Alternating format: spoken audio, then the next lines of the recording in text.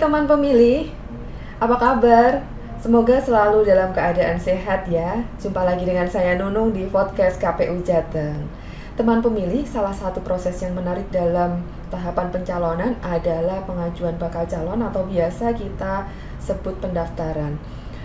Untuk mendapatkan informasi terkait dengan perkembangan tahapan tersebut, pada podcast KPU Jateng kali ini kita sudah hadirkan tamu yang saat ini beliau sedang fokus untuk melaksanakan tahapan pencalonan. Beliau merupakan salah satu anggota KPU Provinsi Jawa Tengah. Beliau adalah Ketua Divisi Teknis Penyelenggaraan Pemilu. Dan langsung saja kita temui beliau, kita sapa beliau. Beliau adalah Ibu Putnawati. Apa kabar Ibu? Alhamdulillah baik deh. Ini selalu sehat ya Bu. Alhamdulillah. Dengan tahapan yang semakin padat, kita harus sehat. Harus sehat. Tidak boleh sakit. Ya, dengan badan yang sehat harapannya kan juga apa yang kita berikan kepada negara juga akan lebih baik ya Bu. Lebih maksimal. Betul sekali maksimal. Di tengah-tengah tahapan ini mungkin bisa di-spill ke teman pemilih itu apa yang sedang Ibu rasakan Ibu? Iya, ini selamat siang teman pemilih. Saya yakin teman pemilih ini mengikuti tahapan ya. Tahapan yang saat ini adalah tahapan yang mendebarkan oleh KPU karena kami harus melayani penerimaan pengajuan bakal calon anggota DPRD Provinsi Jawa Tengah dan juga bakal calon anggota DPD yang sudah kita buka di Nunung tanggal 1 Mei kemarin. Mulai tanggal 1 sampai nanti tanggal 14 Mei 2023 ini. Masih ada waktu. Hari ini tanggal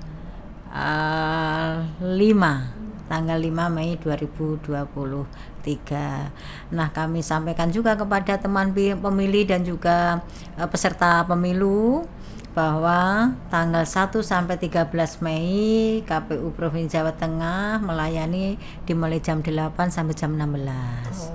Untuk tanggal 14 hari terakhir kami melayani pengajuan bakal calon anggota DPRD Provinsi Jawa Tengah dan bakal calon anggota DPD dimulai dari jam 8 sampai jam 23.59. Dimaksimalkan iya itu di hari terakhir. Iya betul. Nah, ini Bu mungkin bisa disampaikan juga ke teman pemilih apa saja yang sudah disiapkan oleh KPU untuk melayani peserta pemilu, karena kan ini kan banyak peserta pemilu khususnya dari partai politik ya Ibu bersiap begitu ke KPU untuk mendapatkan pelayanan. Apa saja ini Bu yang disiapkan oleh KPU begitu.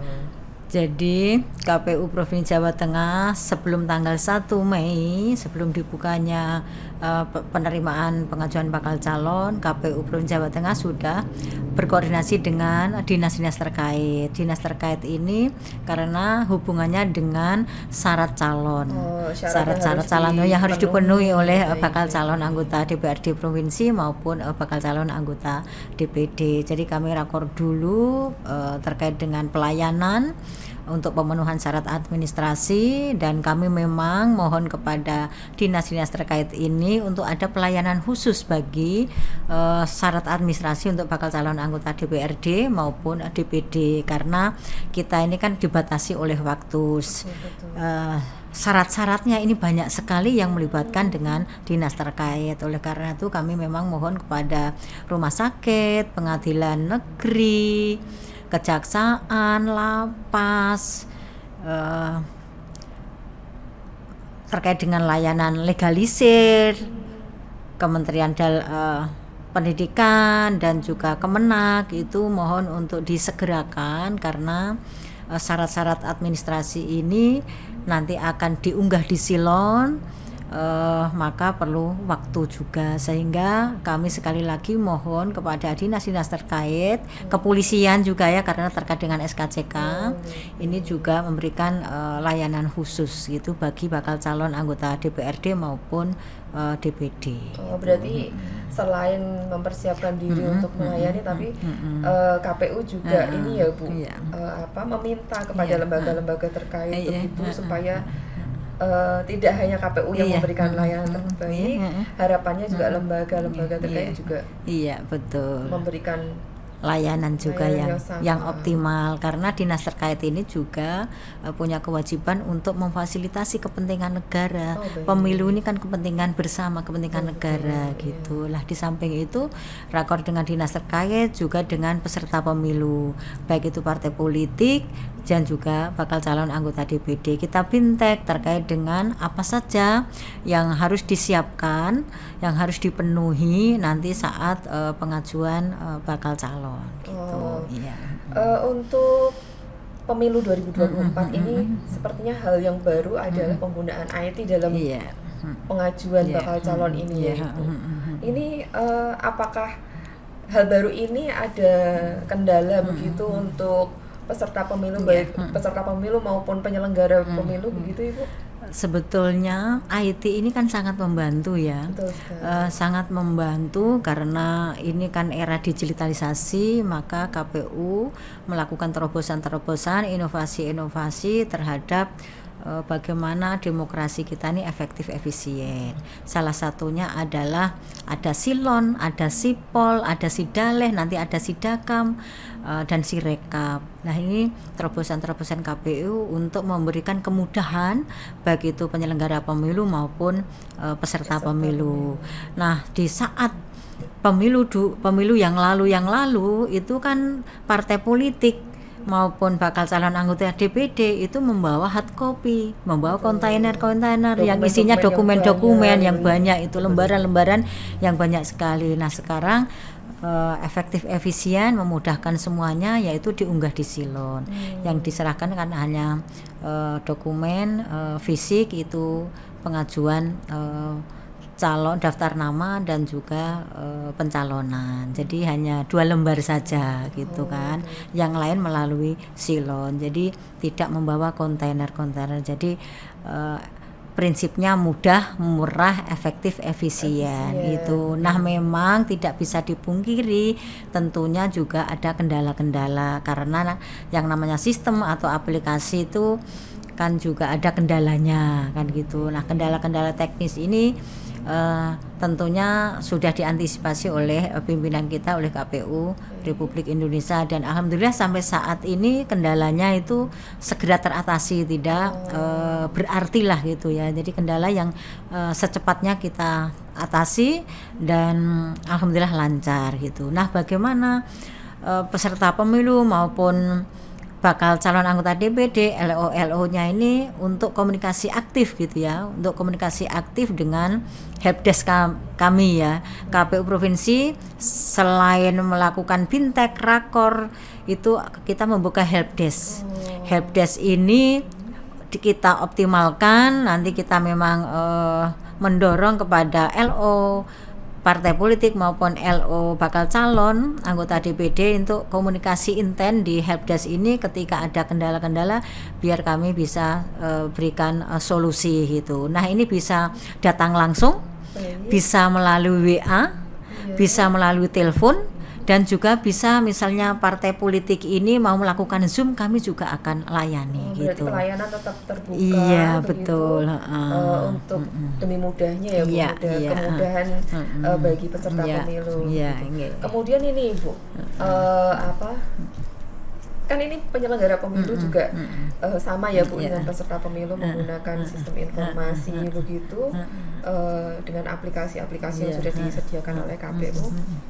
Nah, ini di internal sendiri Bu, apa saja yang sudah disiapkan oleh KPU dalam menyambut peserta pemilu begitu. Ya, jadi kami juga selain melakukan bintek kepada KPU Kabupaten Kota, kepada peserta pemilu, kami juga melakukan bintek internal gitu ya, karena teman-teman nanti itu kan yang akan melayani peserta pemilu ini. Kita bintek, kita bentuk 3 tim gitu ya, 3 tim di KPU Provinsi. Di KPU Provinsi ada 3 tim 1 nanti melayani partai ABCD, bakal calon anggota DPD ABCD, nanti tim 2 juga demikian, tim 3 juga demikian. Nah kita lakukan evaluasi karena kemarin tanggal berapa kemarin?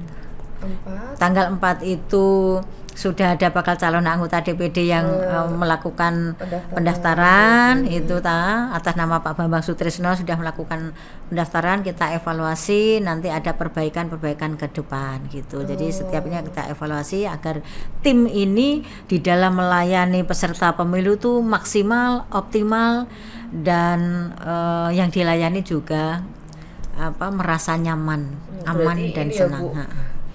Semuanya terlibat, iya. Semuanya juga juga tetap sama-sama kita menggunakan hal yang sama, maksudnya menggunakan aplikasi yang sama betul. Untuk proses penerimaan bakal calon ini. Baik Ibu, kemudian kan ini udah nggak ada dokumen yang dibawa nih. Kemudian sudah tidak ada, meskipun masih ada syarat yang diminta, tapi tidak lagi dibawa ke KPU gitu.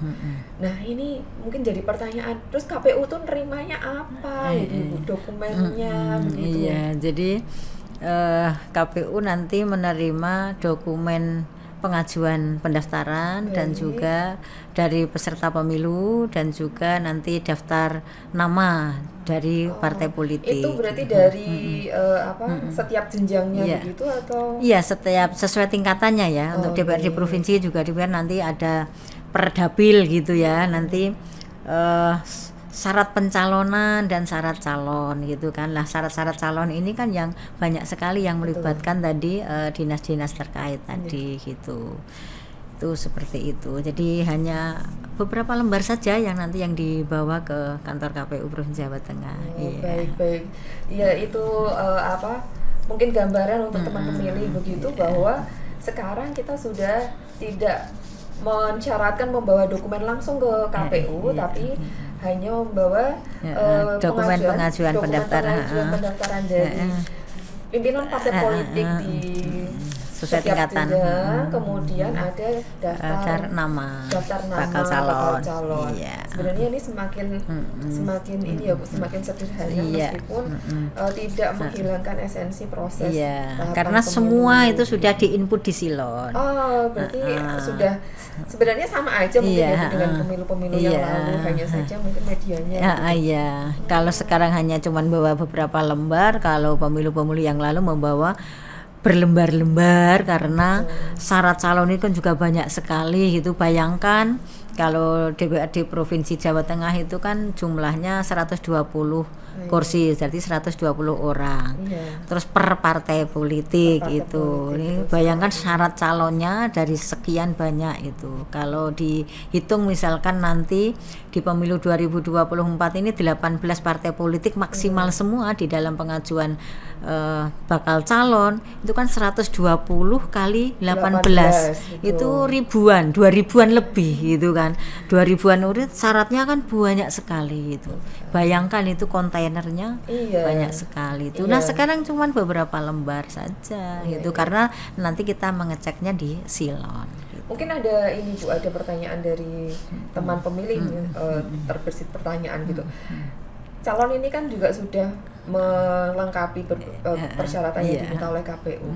Kemudian hanya diunggah di Silon saja. Lah ini nanti terus disimpan di mana Bu dokumen yang aslinya? Sedangkan kan masih menggunakan dokumen asli ya Bu. Nah dokumen asli pun itu nanti print outnya dari Silon. Berarti KPU yang KPU yang ini ada. Nanti asli, jadi partai politik peserta pemilu bakal calon anggota DPD ini membawa dokumen asli itu print outnya dari Silon. Dokumen asli ini yang tadi pengajuan pendaftaran sama kalau partai politik juga daftar nama. Ada perbedaan nggak sih Bu proses pengajuan bakal calon untuk anggota DPRD provinsi kalau di Jawa Tengah dengan pendaftaran bakal calon anggota Dewan Perwakilan Daerah gitu. Ya ada ya, jadi perbedaannya kalau partai politik ini di dalam mengajukan bakal calon itu ada persetujuan dari DPP. Berarti ada harus dilengkapi dengan dokumen itu. Ada dokumen persetujuan dari DPP. Kalau bakal calon kan dirinya sendiri kan. Itu jadi tidak perlu ada persetujuan. Nah, kalau peserta pemilu dari partai politik itu di masing-masing daerah pemilihan itu ada keterwakilan perempuan 30% perempuan itu wajib itu. Sistemnya zipper, misalkan di situ di dapil tersebut misalnya ada 1, 2, 3, di situ salah satunya ada perempuan gitu. Ini perbedaan-perbedaan yang dari peserta pemilu partai politik dengan DPD. Gitu. Iya. Kemudian ada lagi nggak Bu ini informasi mungkin yang penting yang harus diketahui oleh teman pemilih terkait dengan pengajuan yang yang sedang dibuka oleh KPU? Ya, jadi teman pemilih memang peserta pemilu partai politik maupun bakal calon anggota DPD ini harus melengkapi syarat-syarat administrasi untuk bakal calon anggota DPD-nya. Salah satunya usianya 21 tahun. Minimal usia 21 tahun nanti sejak ditetapkan DCT. Jadi tanggal DCT itu kita tetapkan tanggal 3 November, maka bakal calon ini harus sudah berusia minimal 21 tahun di tanggal 3 November. Itu artinya ketika ditarik mundur itu tanggal 3 November tahun 2002. Jadi kelahiran itu 3 November tahun 2002. Iya. Kalau 4 November 2002 nggak bisa. Meskipun berarti kan karena saja. Kan kurang 1 hari 21 tahunnya. Itulah ini minimal lahir ditinggal tanggal 3 November 2002. Itu di tanggal 3 November tahun 2023 ini sudah umur 21 tahun. Jadi WNI gitu ya. WNI misalkan orang luar Jawa mau nyalonkan di Kota Semarang tidak apa-apa karena warga negara Indonesia. Iya itu. Jadi terus harus melengkapi yang terkait dengan surat keterangan tidak pernah dipidana penjara yang diancam 5 tahun atau lebih ini dari pengadilan negeri.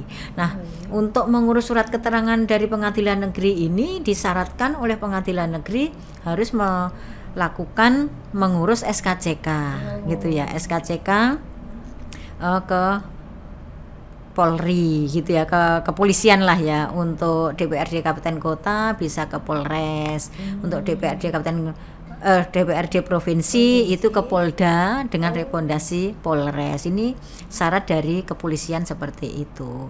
Walaupun KPU memang tidak mensyaratkan SKCK, tapi yang mensyaratkan adalah pengadilan negeri.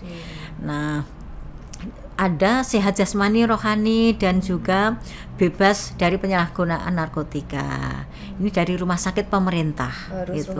Harus rumah sakit pemerintah.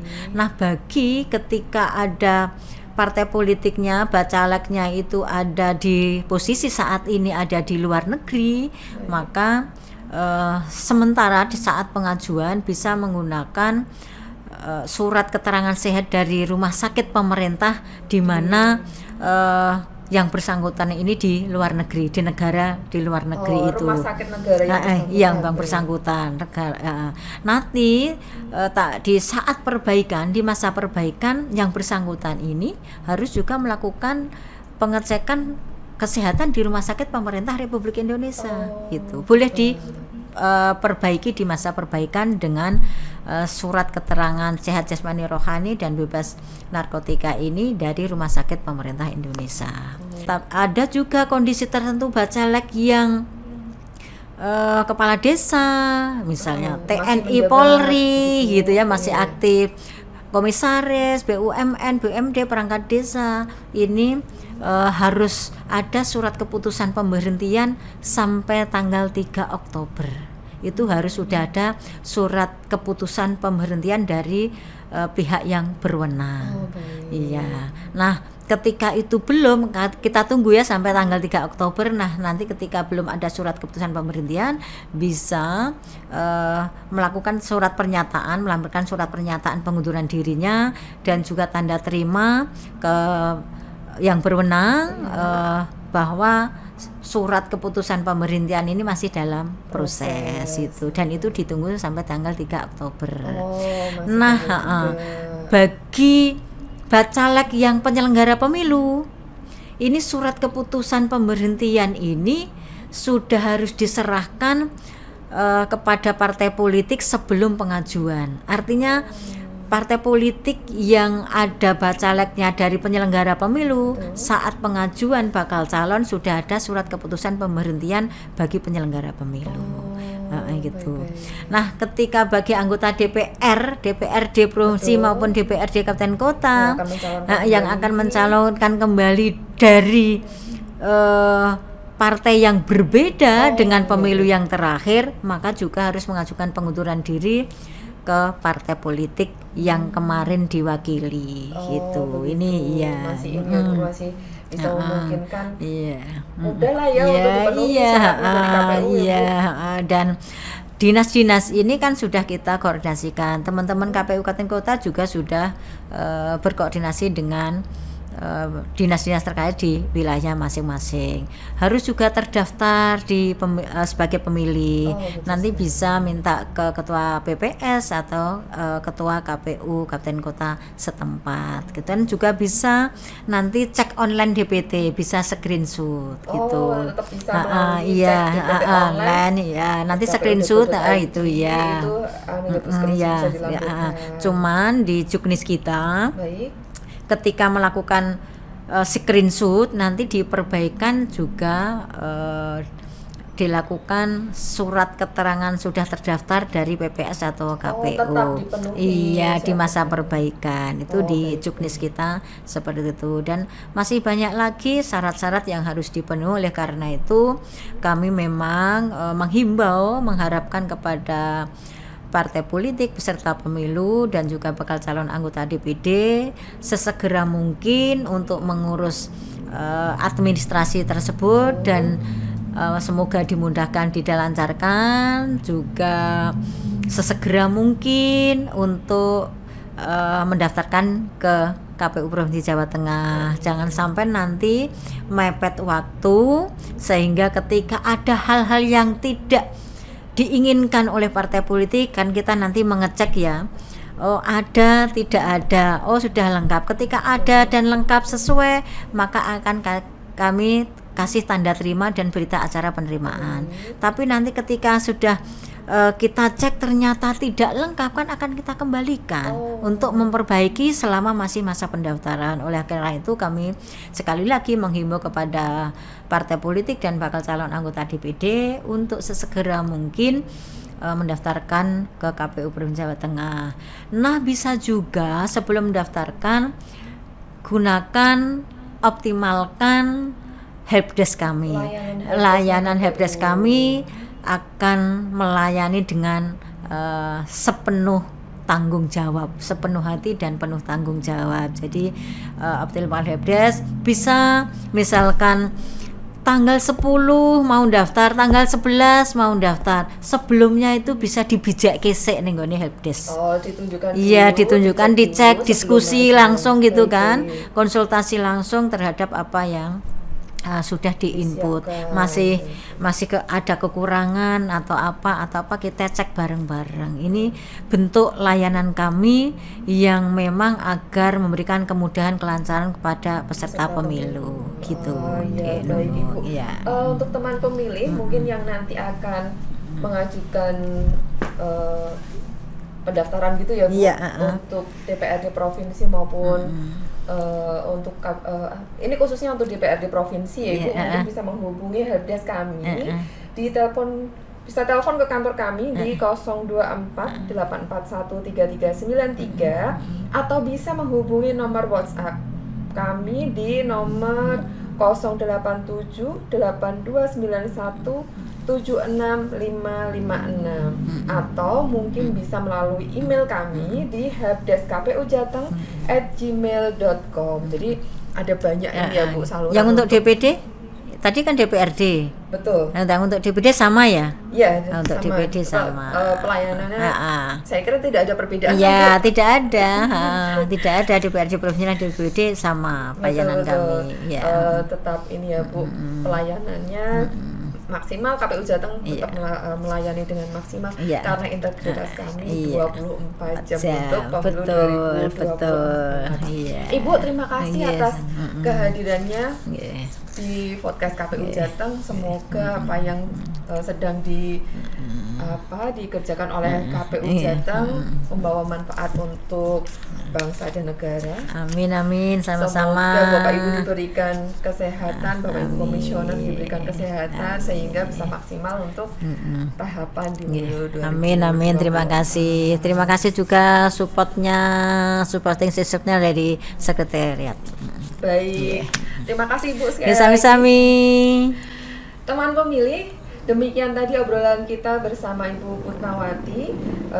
Jangan lupa dukung kami melalui medsos KPU Jateng. Jangan lupa untuk follow, like, komen, dan share untuk mendapatkan informasi tentang pemilu dan kepemiluan. Podcast KPU Jateng terupdate bersuara kepemiluan.